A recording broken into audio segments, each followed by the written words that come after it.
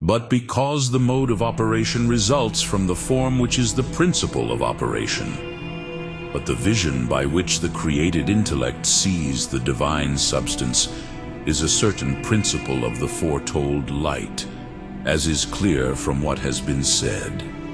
It is necessary that according to the mode of this light, there should be the mode of the divine vision.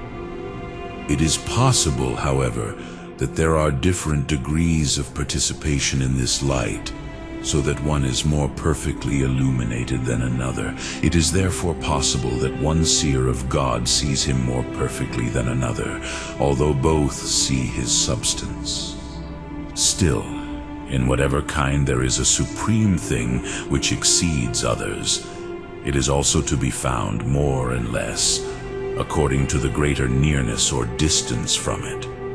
Just as some are more or less hot, according as they are more or less near to the fire, which is the most hot.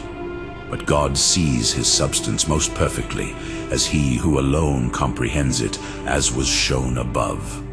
Therefore, one of those who see him sees his substance more or less than another, according as he approaches him more or less. Further, the light of glory rises from this to the divine vision, which is a kind of similitude of the divine intellect, as has already been said.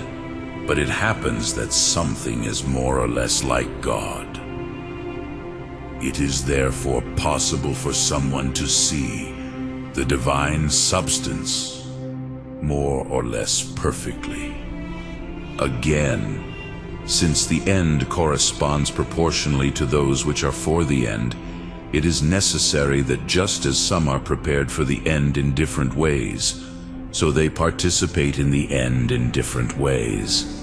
Now the vision of the divine substance is the ultimate goal of any intellectual substance, as is clear from what has been said. But intellectual substances are not all equally prepared for the end, for some are of greater power and some of less. But virtue is the way to happiness. It is necessary, therefore, that there should be diversity in the divine vision, that some see more perfectly, others less perfectly, the divine substance. Hence it is that, to indicate this difference in happiness, the Lord says, John 14:2, "In my Father's house there are many rooms." By this means the error of some who say that all rewards are equal is excluded. But just as a different degree of glory in the blessed appears from the mode of vision, so the same glory appears from what is seen. For the happiness of everyone is from this, that he sees the substance of God, as has been proved. It is therefore the same thing that makes all happy, yet not all receive happiness equally from it.